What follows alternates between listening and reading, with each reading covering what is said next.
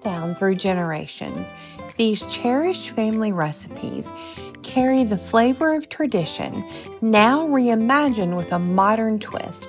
From classic comfort to contemporary creativity, it's heritage with a fresh new flavor here at Pope's Plates. Good morning. Welcome back to Pope's Plates. Nice to see you all again. We're making a recipe today called baked ziti, and it's similar to what we have made in the past pasta dishes. Our first point of business is to cut up an onion, one pretty good sized onion, and this is actually going to cook in tomato sauce for a while. You're not going to brown these onions ahead of time. So you want to cut them small enough, I think, that they can cook pretty easily in the sauce as it's cooking. Ouch. Be more careful with that knife. I'm going to put these in the pan here while I cut the second half of this onion. Frankly, this casserole makes a lot of food. You've got coming up a whole 16 ounces of ziti. You've got 4 cans of tomatoes, diced tomatoes. You've got 2 pounds of meat. It's enough to feed an army, which is okay. We're going to keep part of it ourselves. And we're actually giving part of this recipe to a friend who's had surgery and needs a little bit of extra attention. The next thing is garlic. And we've used this little gizmo before. This, you put the garlic in there, you roll it around, and that takes the skin off the garlic, which is really nice. That way you don't have to fight with it. It doesn't always work exactly the way you would like for it to, but 99% of the time it does. And it makes your job easier. Whew, that onion. I'm going to tear up. All right, let's get the garlic skin out of the way. And the garlic, we're just going to mince a little bit. It doesn't have to be tiny. You could actually put it through a garlic press if you wanted to do that. It's going to cook with the tomatoes for probably 30-45 minutes while we are actually browning the meat. So it's going to get soft and sweet as it's cooking with the tomatoes and the onions. All right, that looks pretty good. I'm going to gather up the garlic now, put it in the pot here. And we're going to add the 4 cans of tomatoes. I have got 2 cans of diced tomatoes that are fire roasted and 2 cans of regular diced tomatoes. I'm telling you, this is a lot. And to the tomatoes, we're going to add a can of water.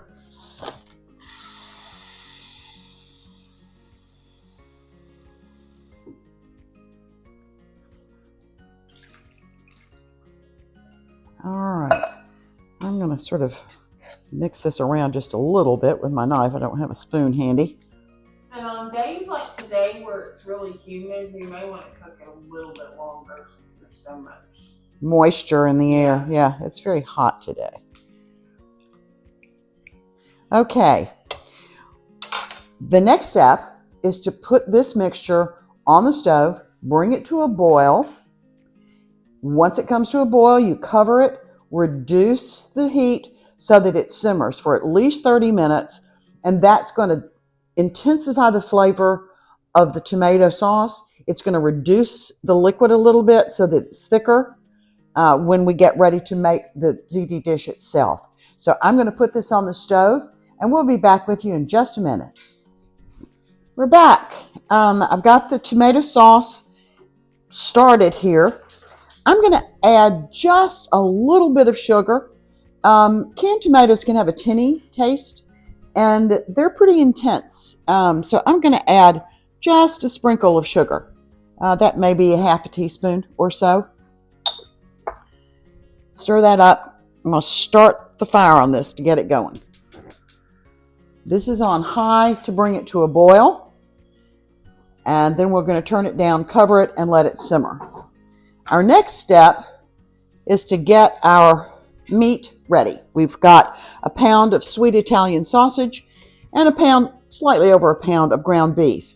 We're going to start this, cook them together in our skillet. So let's get the packaging off. Did you say you needed to put salt and pepper on that tomato? Yes, I did put salt and pepper. Thank you for the reminder. I did put a half teaspoon of salt and a half teaspoon of pepper in the tomato mixture as it was cooking. All right, now these sausage are in a casing. And we've done this before. We're going to slice the casing open, peel the casing off, and put the sausage in. So we're going to do this with each one of these. This is sweet Italian sausage. If you like something spicier, you can get mild and hot Italian sausage if you prefer it. We like the sweet, and I think our recovering friend also probably would prefer something not quite as spicy as hot would be. All right, I have finished that. My fingers are sticky and not in great shape. Get the fire turned on here. And we have our handy tool, my little handy tool. This is the tool that breaks up the meat. This takes a while, as you all know, and 2 pounds of meat is going to take a bit of time to break up. But we're breaking it up together in this skillet.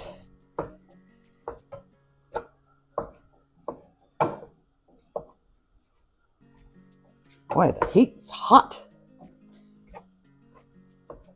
You know, this dish seems to be a little complicated. It takes some time to put it together.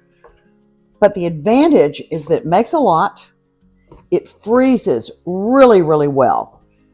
So it's a great dish to take to somebody or take them 2 or 3 containers and they can pop it in the freezer and use it as they need to.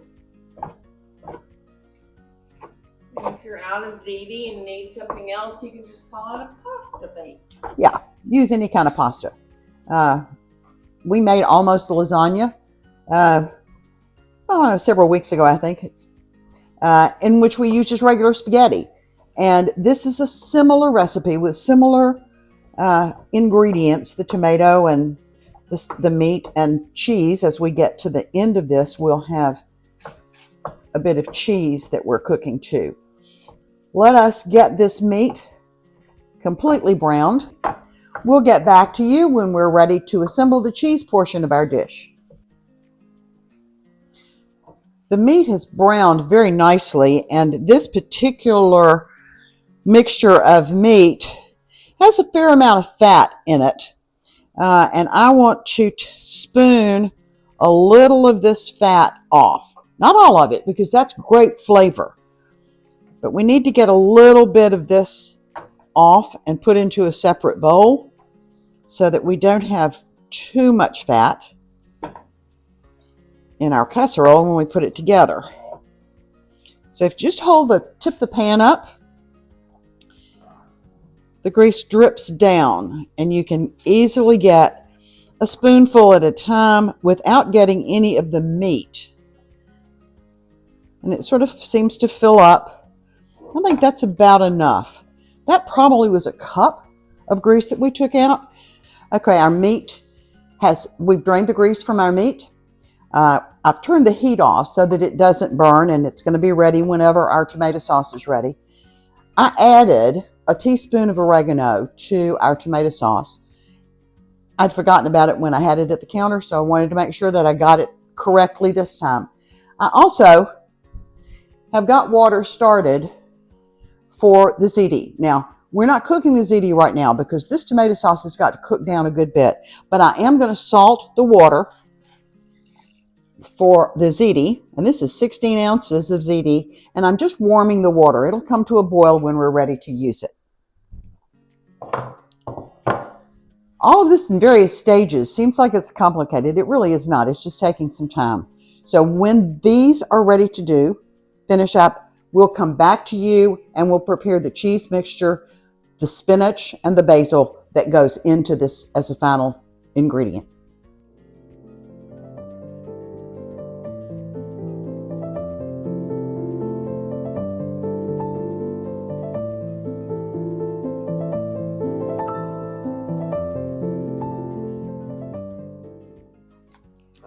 Our tomatoes are almost ready. It's taken them a while to really reduce the way we wanted them to.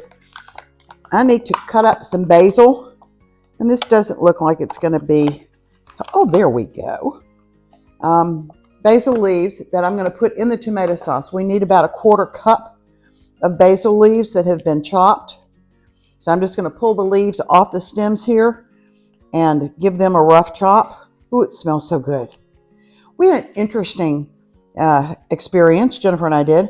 A neighbor called and said, oh, I've got a lot of basil. You can come over and get some. Well, we went over and I was expecting to get basil like we see in the grocery store. What she had was bonsai basil.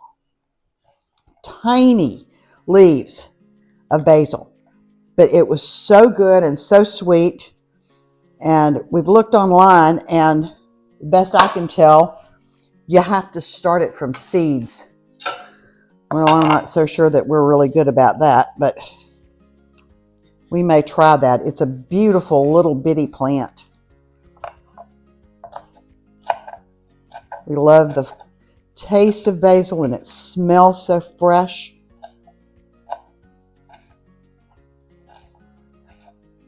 That looks good.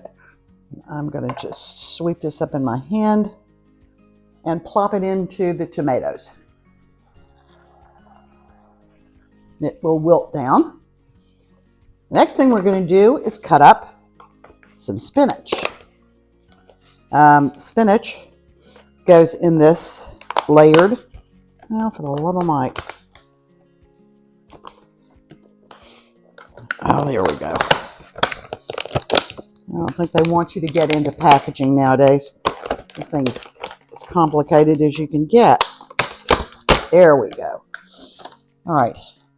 I personally don't like the stems on spinach, so I'm going to pick off some of these stems so that I just have the leaves. Kind of makes a mess when you have to put them all over the counter, but that's all right.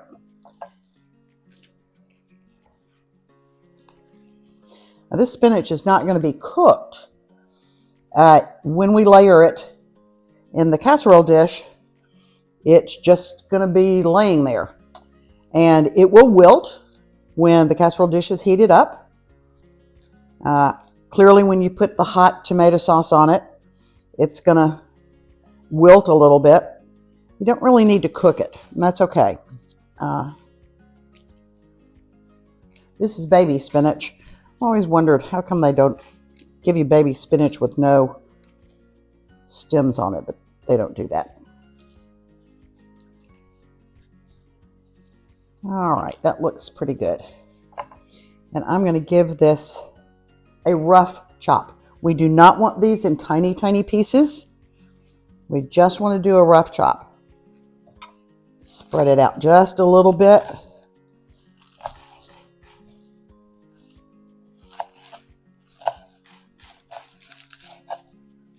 So that when people bite in, they're not getting a gigantic piece of spinach in their mouth. I think that looks like the right amount. And I'm going to just set that aside. And we've got some ricotta cheese mixture that we actually had left over from a previous recipe. And it's not quite enough. You need 1.5 cups of ricotta cheese. And this also does not have any salt or pepper in it. So I'm going to open the extra container of ricotta and add a little bit more to the mixture that we've got, and then we'll save the rest of the ricotta for later. No, let me put the ziti in. Thank you, Jennifer. Water's boiling. 16 ounces of ziti. That is a pasta that looks like a little tube, and the sauce will get inside these tubes. Makes it really good. So I'm going to put this in. I will stir it around a bit. I'm going to turn up the heat so that it is boiling. The tomato sauce has really cooked down a lot. I'm going to turn the heat down on that, and it'll just simmer a bit. Okay. Take a good big, maybe half a cup of the ricotta, and I'm just going to mix this in with what we had left. And this goes on top of the pasta and the meat, which is making it a lot like a lasagna. It's not quite the same thing, but similar. And you add about a half a teaspoon of salt to this and a half a teaspoon of pepper. We added the original half teaspoon each into the tomato sauce. So this is going into the ricotta. It's stirred up. And this has a little bit of basil in it from what we had left before. That's okay. We clearly have basil in the tomato sauce. And the other two cheeses that we're going to put on here are mozzarella and Parmesan, naturally. The Parmesan takes about a cup of that. Well, Jennifer, can't get this open. There you go. Mozzarella's already undone.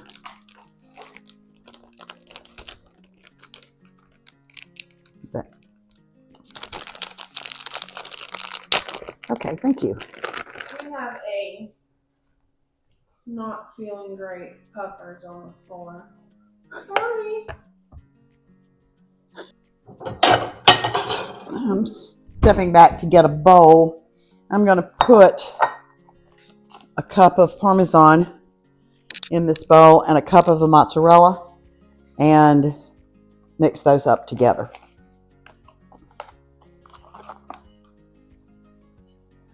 Well, that's about a cup already. Who knew? Use up the whole thing.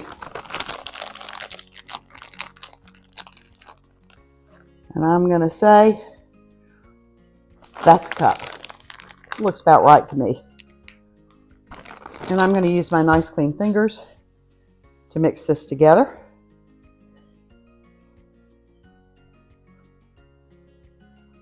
And this will be put between the layers and then on the top. We'll use most of it between the layers where it gets really gooey and soaks into the pasta and the meat. Put the rest on the top so that when we put it in the oven, it's all going to look beautiful. Okay, I think we are pretty much in good shape here. We've got to wait for the ziti to finish.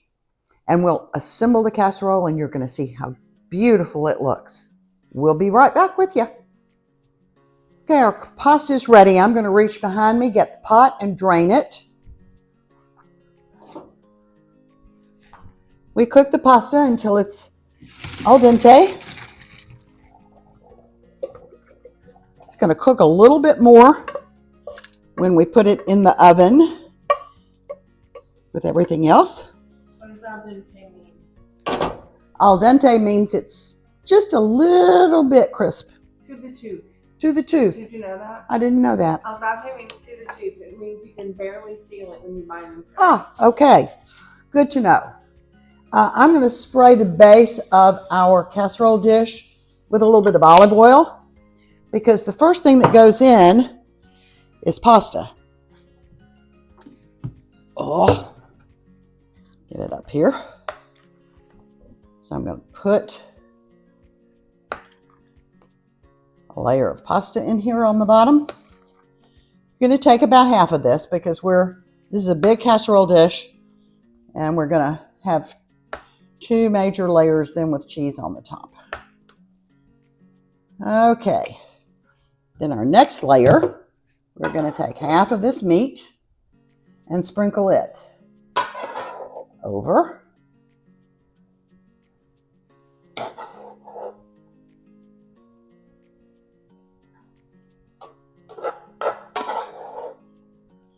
Now it looks like about half. Then we're going to take half of our tomato sauce. And you can tell this is really thick now. It cooked down a lot. Now it did cook for longer than 30 minutes, and we're going to adjust, I think, the recipe to reflect that. But probably close to an hour. Yeah. All right, I think that's okay. Now, the next thing we're going to do is put some spinach. About half of our spinach on there. And we're going to put our ricotta cheese mixture. Now this is the center mixture. I'm dolloping it on. And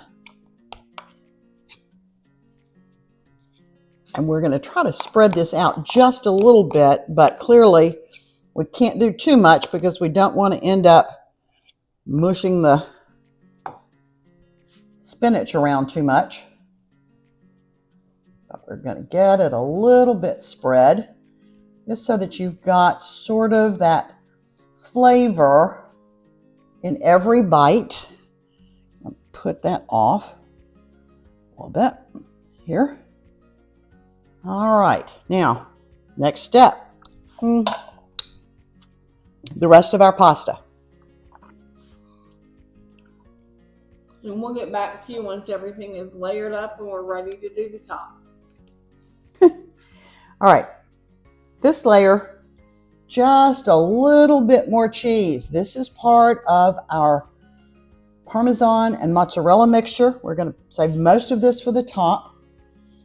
On the pasta, all of this soaks in. Makes it so good and so cheesy. The rest of the meat goes on top.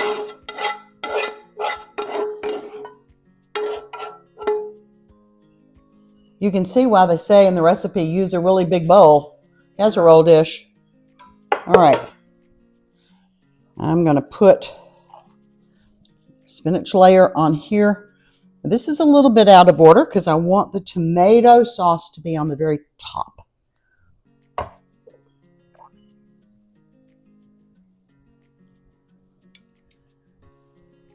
Sorry, the pan's in the way here. All right.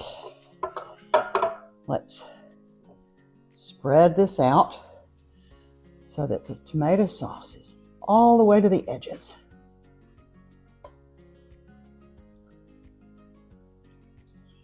Okay, that looks pretty good. Now we're going to take the rest of our cheese. That's all. Pardon? I was scooting it over. Oh, I saw okay. a hole. All right. A little bit. Jennifer is going to make a flower. That's going to go on the top of this. We're going to attempt. We're going to try it. We think it would be kind of pretty to do that. We'll get back to you and show you the end results because I don't think anybody wants to see the process. All right. Did you turn it back on? Yeah. Okay. We have created a masterpiece here. Oh my goodness. I don't know whether you can see it very well.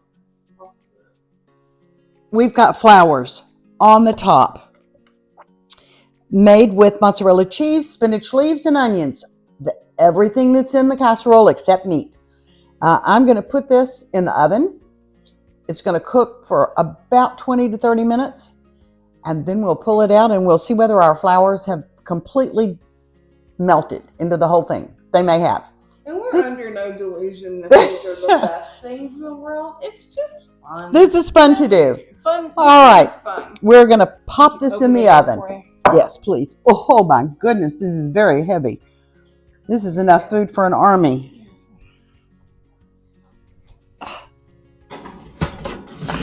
And we will get back to you when that is completely finished, and we'll show you our amazingness. Well, the baked ziti is out of the oven. Our flour sort of melted into the top of the casserole, but that's all right. It was the thought that counted. This is a big casserole of food, and we're going to split it up. Jennifer and I are both going to have some for our dinner tonight, and we're going to have plenty to give to the family where our friend's shoulder is recovering from surgery. So thank you for joining us today. If you like this recipe, let us know in the comments below. We appreciate your watching. If you like our channel, we invite you to subscribe. And until we see you again next time, let's keep cooking.